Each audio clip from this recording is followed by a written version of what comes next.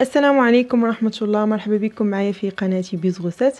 معكم خديجة. اليوم ان شاء الله غادي نحضروا واحد الكيك اللي هو كيك الطبقات بدون فرن، كيجي رائع وسريع، فهو مناسب للضيوف ديال الغفلة لانه فعلا كيتحضر في دقائق. فبقوا معايا باش تشوفوا المقادير كذلك الطريقة، وما تنساوش تشتركوا معايا في القناة. فبالنسبه للمقادير عندي 88 قطعه ديال البسكوي، عندي هنا نص لتر ديال الحليب ونقص منه كاس ديال الحليب، علبه ديال البودره ديال الشانتي او 100 غرام ديال بودره الشانتي، عندي 3 العلب ديال الياغورت بنكهه الفانيلا و100 غرام ديال الشوكولا. فاول حاجه غادي نحضرها اللي هو كريمه شانتي. غادي نضيف لنا البودره ديال الشانتي وكاس ديال الحليب يكون بارد باش تسهل عليا عمليه ديال الخفق. كيف كتلاحظوا معايا غادي نخفق هذيك الكريمه حتى تشكل ليا كريمه متجانسه.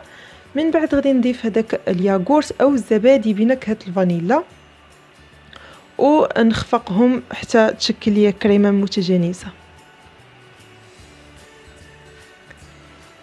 هكذا كنكونوا حضرنا الكريمه ديالتنا. غادي ندخل الثلاجه، خاصها ضروري تبرد، وغادي نمشيو نحضروا الكاناش ديال الشوكولا. فكيف كتشوفوا معايا هنا ضفت الياغورت بنكهه الفانيلا و100 غرام ديال الشوكولا، وغادي نديرو فوق حمام مريم حتى هذاك المزيج ديال الياغورت والشوكولا يذوب تماما. هنا يمكن لكم تعوضوا الياغورت بالكريمه. فكيف كتلاحظوا معايا هذا هو الشكل ديال الكاناش. غادي نديرو حتى هو في الثلاجه باش يعقد. وكيف كتشوفوا معايا هنا استعملت القالب المربع، يمكن لكم تستعملوا القالب الزجاجي او يمكن لكم تستعملوا حتى القالب الدائري، يعني كيبقى لكم حريه الاختيار. فحطيت القالب مباشره فوق صحن التقديم، وغادي نغمس هذوك القطع ديال البسكوي في الحليب. ضروري خاصنا نغمسوهم مزيان باش الطبقه ديال البسكوي تكون رطبه وهشيشه، وملي نقطعوا هذيك الحلوه ديالنا ما نلقاوش صعوبه في التقطع ديالها. فكيف كتلاحظوا معايا من بعد ما ستفت هذوك القطع ديال البسكوي، الان غادي نحط هذيك الكريمه. غادي نحاول نقسم هذيك الكريمه على 3 طبقات. فكيف كتلاحظوا معايا من بعد ما سرحت الطبقه ديال الكريمه، نحاول نشكلها على شكل متساوي، وغادي نضيف الطبقه ديال البسكوي.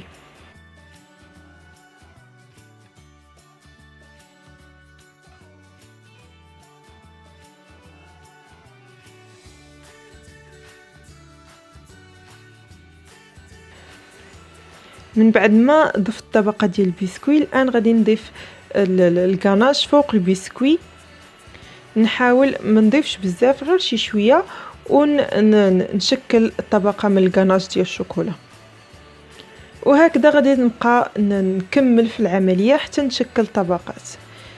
هنا بالنسبه للبسكوي ما تستعملوش البسكوي صابلي بنكهه الكوك لانه حلو بزاف.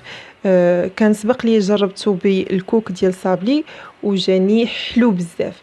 فمن احسن انكم تستعملوا شي بسكوي اللي هو الحلاوه ديالو ناقصه وما يكونش حلو بزاف. هذه هي النصيحه اللي نقدر نعطيكم.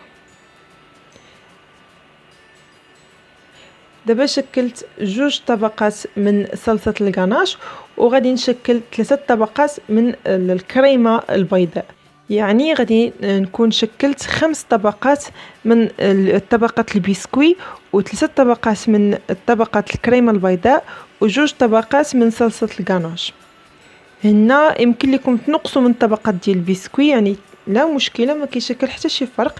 كل واحد وعلى حساب الذوق ديالو. يمكن لكم ديروا غير 3 طبقات ديال البسكوي وتكثروا من الحجم ديال الكريمات. فكيف كتلاحظوا معايا هنا بالنسبه للطبقه الاخيره اللي غادي تكون ان شاء الله الطبقه ديال الكريمه البيضاء، غادي نسرحها ونشكل على شكل متساوي وندخلها للثلاجه حتى تبرد. هنا ضروري هاد الطورطه او هاد الكيك يبرد تماما. ومن بعد غادي نزينو بشرائح ديال اللوز. يمكن لكم تزينوه بخطوط ديال الشوكولا، يعني لا مشكله، لكن انا فضلت انني نخلي الكريمه البيضاء هي الاخيره ونزينها بلوز افيلي باش الكيكه الطبقات ديال الكيكه تبان ليا، لان سطح الكيكه ملي كيكون بيض كيعطي اكثر جماليه. فبطبيعه الحال كتبقى لكم حريه الاختيار في التزيين. وهكذا كنكونوا وجدنا الطورطه ديالنا. كيف شفتوا معايا ساهله بزاف، ما كتاخذش الوقت، ومناسبه للضيوف ديال الغفله، كتنفع بزاف. فهذا هو الشكل النهائي ديال الكيك ديالنا. كنتمنى تكون عجبتكم الوصفه، وما تنساوش تشاركوا معايا في القناه عبر الضغط على زر الاشتراك اللي تيكون اسفل الفيديو. وبالصحه والراحه، ما بقى لي غير نودعكم ونقول لكم الى الملتقى في وصفه جديده ان شاء الله.